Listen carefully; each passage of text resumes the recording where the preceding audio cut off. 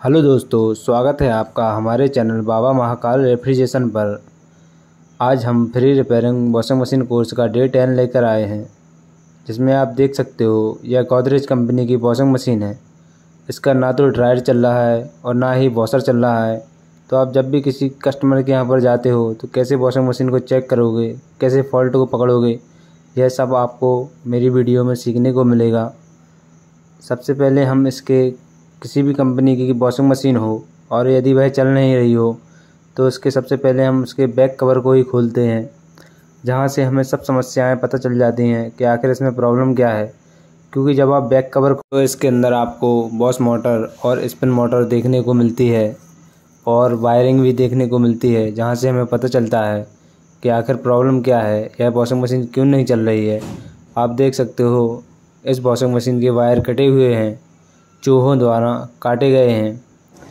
तो इसी कारण से हमारी वॉशिंग मशीन नहीं चल रही है। और भी हमें देखना है इसमें प्रॉब्लम क्या क्या है। हम इतनी जल्दी सेटिस्फाई नहीं होते हैं कि यही प्रॉब्लम है। तो सबसे पहले हमें इसको प्रॉपर चेक करना है कि कहीं और कुछ दिक्कत तो नहीं है। हालांकि अब यह वायर जो कटे हुए हैं वह ऊपर वाले पोर्शन को खोलना पड़ेंगे। तो उसको खोलने के लिए हमें सबसे पहले ड्रेन में जो रस्सी लगी होती है उसको निकालना पड़ता है, क्योंकि आप जब तक ड्रेन रस्सी नहीं खोलोगे ऊपर वाला पोर्शन नहीं खुलेगा। और यदि आप ज़बरदस्ती करोगे तो रस्सी टूट जाएगी। वॉशिंग मशीन का ऊपरी ढक्कन पर हमें यह याद रखना कि उसके लॉक किस प्रकार से हैं। और एक बार यदि आपको लॉक पता चल जाए तो उसको खोलने में कोई दिक्कत नहीं होती है, क्योंकि अलग अलग मॉडल, सभी मॉडलों के अलग अलग प्रकार से लॉक लगे रहते हैं। किसी के एक प्रकार से लॉक नहीं रहते हैं। इस चीज़ को विशेष ध्यान देना है। तो कभी भी कोई भी वॉशिंग मशीन हो उसको आराम से करें, कोई जल्दबाजी नहीं करें। आप देख सकते हो इसका लॉक जो है बाहर साइड से खुलना है, ना कि अंदर साइड से खुलना है। लेकिन इसको चेक करने के लिए इसके ढक्कन को ऊपर उठा के प्रयास किया है कि आखिर लॉक किस प्रकार के हैं। आप देख सकते हो बाहर से यहाँ से लॉक अंदर की तरफ प्रेस करो तो आराम से इसका जो ऊपर का कवर है वह खुल रहा है। अगर मैं इसको डायरेक्ट खोल दूँगा तो आप भविष्य में सभी के इसी प्रकार से खोलने का प्रयास करोगे। आप देख सकते हो हमने ऊपर का कवर खोल लिया है और हमें इसकी वायरिंग चेक करना है। ऊपर दोनों जो टाइमर लगे हैं हमें उन टाइमरों को चेक करना है। आप देख सकते हो जो इसका कपड़े धोने वाला टाइमर है, वॉश टाइमर है, इसके जो वायर हैं वो चूहों ने जड़ से खा लिए हैं। तो हमें उस टाइमर को निकालने के लिए सबसे पहले इसकी नोब को निकालना पड़ता है और उसका जो एक स्क्रू कसा रहता है उसे भी खोलना पड़ता है। तो हम इसकी नोब को पेचकस की मदद से ऊपर की तरफ उठाएंगे तो वह आराम से निकल जाएगा। और आप देख सकते हो इस टाइमर बिल्कुल पूर्णतः ही उसके वायर जो है काट दिए गए हैं चूहों द्वारा। और हमें अच्छे से चेक कर लेना है कहीं और वायर तो नहीं कटे हैं। इसका जो टाइमर है उसे हमें चेंज करना पड़ेगा, क्योंकि इसमें किसी भी प्रकार के कोई वायर नहीं हैं। तो मैं जो टाइमर लाया हूँ वह LG कंपनी का है, 4 वायर का है। इसमें जो टाइमर लगा था वो 7 वायर का लगा था। तो आप अगर गोदरेज कंपनी का नहीं मिले तो आप LG कंपनी का भी लगा सकते हो। आपको सबसे ज़्यादा महत्वपूर्ण है उसके जो जिसमें वह कसा हुआ रहता है दोनों साइड से, उसकी साइज़ सेम होना चाहिए, फिटिंग अच्छी आनी चाहिए। और चलता सभी का सेम टाइमर है, चाहे वह गोदरेज हो या LG हो, उन दोनों का काम सेम रहता है। इसमें बस एक ही प्रॉब्लम रहती है, इसमें सिलेक्टर नहीं होता है। इसको हम सिलेक्ट नहीं कर सकते हैं, यह फिक्स्ड चलता है। और जो दूसरे 7 तार वाले जो टाइमर होते हैं उनको हम सिलेक्ट कर सकते हैं।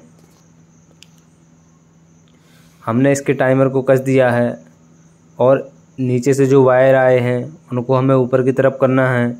जो 3-4 वायर कटे हुए हैं इसके उसको ऊपर की तरफ करेंगे ताकि हम उसमें वॉश टाइमर के तार जोड़ सकें और उसको चला के देख सकें कि हमारी वॉशिंग मशीन सही हुई है या अभी भी नहीं हुई है।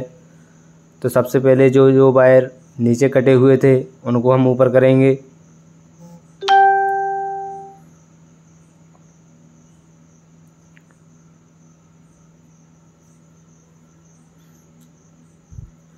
इसमें जो टाइमर के कनेक्शन रहते हैं वह भी मैं आपको बता देता हूँ कि कौन सा वायर किसका होता है। आप इस 4 वायर वाला टाइमर है, इसको आप कभी नहीं भूलोगे। आप देख सकते हो मोटर से जो कैपेसिटर में वायर लगे हैं वो दोनों येलो येलो लगे हैं। आप देख सकते हो जो कैपेसिटर C1 लिखा है उसका मतलब है कैपेसिटर। तो आपको मैं दिखाता हूँ और अच्छे से। आपको सबसे पहले बॉश मोटर के वायर को पकड़ लेना है, तीनों वायरों को। और आप देख सकते हो दोनों येलो येलो वायर जो हैं वह हमारे कैपेसिटर से होते हुए बॉश टाइमर में गए हैं। हमें कनेक्शन का विशेष ध्यान देना पड़ता है कि हमारी जो कनेक्शन है वो सही हो। आप देख सकते हो मैं आपको भी कैपेसिटर के वायर भी दिखाता हूँ कि उसमें से किस कलर के निकले हैं। तो आपने देखा कैपेसिटर के वायर दोनों पीले निकले थे। आप देख सकते हो यह LG कंपनी का टाइमर है और इसमें यह दोनों वायर जो होते हैं वह हमेशा बॉश मोटर के लेफ़्ट और राइट साइड चलाने के लिए होते हैं। इसका मतलब जो कैपेसिटर में लगते हैं वो वायर लेफ़्ट और राइट वाले यह हैं, और जो यह ब्लैक कलर का वायर है यह हमारा मेन सप्लाई में लगता है। ये दोनों कैपेसिटर में लगेंगे। और जो यह वाला वायर है आप देख सकते हो जो शॉर्ट है उसमें थर्मल है, उसको हम हमेशा बजर में लगाते हैं। 4 वायर हैं, सिंपल से हैं, उसमें कोई कनेक्शन भूलने वाली बात नहीं है। जो उसमें लंबे वायर 3 वायर दिए जाते हैं और जो 2 वायर एक ही तरफ से निकले हैं वह हमारे कैपेसिटर से होते हुए टाइमर में लगेंगे, जो लेफ़्ट और राइट साइड दोनों चलाते हैं। और जो दूसरी साइड 2 वायर निकले हैं, एक शॉर्ट वायर है और एक ब्लैक वायर है। तो जो ब्लैक वाला काला वाला तार है उसको हम मेन सप्लाई में देंगे, और जो शॉर्ट वाला जो वायर है, छोटा वायर है, उसको हम बजर में देंगे। आप देख सकते हो हमारे तीनों ही वायर कटे थे, तो 2 पीले कटे थे और रेड का कटा हुआ था। तो हमने जब 2 पीलों को जोड़ दिया तो जो हमारा रेड बचेगा वो हमारे ब्लैक वाले वायर में लगेगा। मैं आपको इसमें भी दिखाई देता हूँ कि क्यों हमने उसमें जोड़ा है रेड वाला वायर बॉश टाइमर में। आप देख सकते हो जो यह रेड वाला वायर है यहाँ पर बॉश टाइमर में आया हुआ है, तो हमने इस रेड वाले वायर को बॉश टाइमर में जोड़ा है। आप जब भी कभी वॉशिंग मशीन की वायरिंग कट जाए तो इसका जो डायग्राम होता है उस चीज़ को विशेष ध्यान देना है आपको कि उसे हम कैसे समझें कि कौन सा वायर कहाँ पर जुड़ा है। आगे आने वाली वीडियो में आपको इस चीज़ का नॉलेज मिलेगा कि हम इसके डायग्राम को कैसे समझते हैं और कैसे कौन सा वायर कहाँ जोड़ेंगे डायग्राम की मदद से। तो इस चीज़ को आप सीखोगे आगे। हम इसमें इसकी नोब लगा देंगे और फिर हम इसको चालू करके देखेंगे यह कि हमारी बॉश मोटर चल रही है या नहीं चल रही है। इसके बाद हम इसको प्रॉपर टेप लगा के और कस देंगे। अगर आप पहले टेप लगा दोगे और पहले कस दोगे और फिर बाद में कनेक्शन में कुछ दिक्कत हुई तो फिर आप दोबारा मेहनत करनी पड़ेगी। इसीलिए इसको चला के अवश्य देखें। आप देख सकते हो इसकी बॉश मोटर चलने लगी है और दोनों ही साइड अच्छी तरीके से घूम रही है।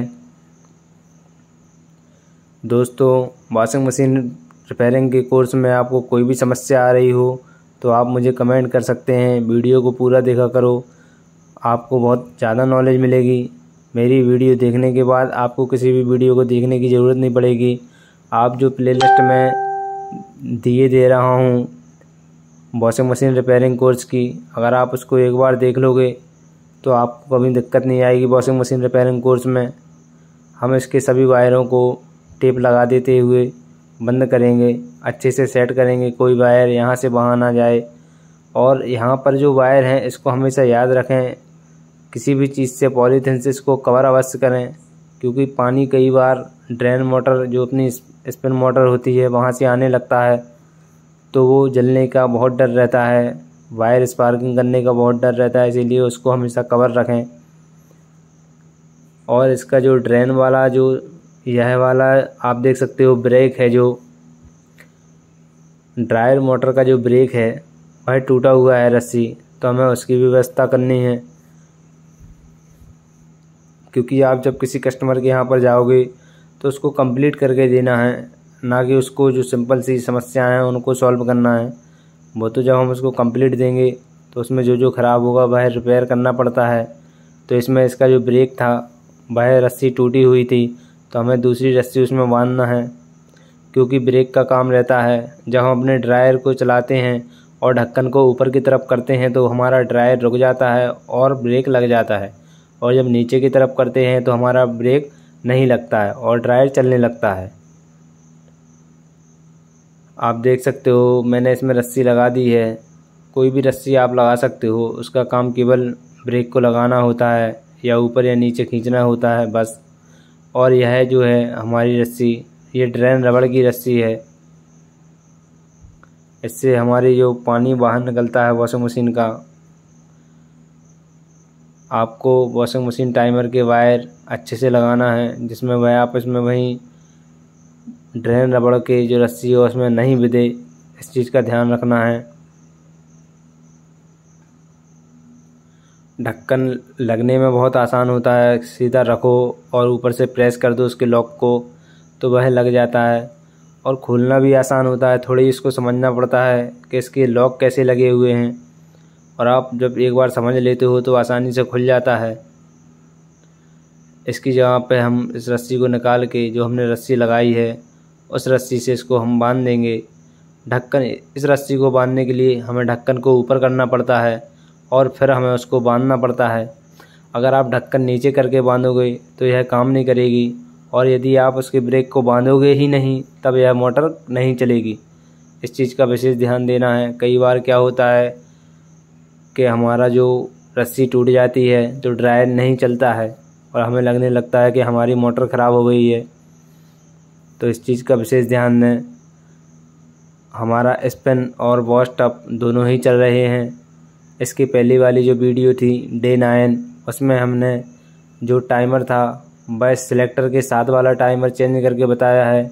इस वाली वीडियो में हमने सिंगल वाले टाइमर को आपको चेंज करके बताया है। और आपको कोई भी समस्या हो, प्रॉब्लम हो, आप कमेंट कर सकते हो, आप मुझसे पूछ सकते हो, मैं उसका आपको जवाब दूंगा। आपको जिस किसी भी चीज़ का काम सीखना हो आप मुझे कमेंट कर सकते हो। AC, fridge, washing machine, microwave, RO, chimney, gas, geyser इत्यादि का काम सीखने के लिए कमेंट कर सकते हो। मैं उसका आपको काम अवश्य सिखाऊंगा, चाहे वह थोड़ा टाइम लगेगा, पर उसकी सीरीज वाइज काम सिखाऊंगा जिससे आप प्रॉपर सीखोगे।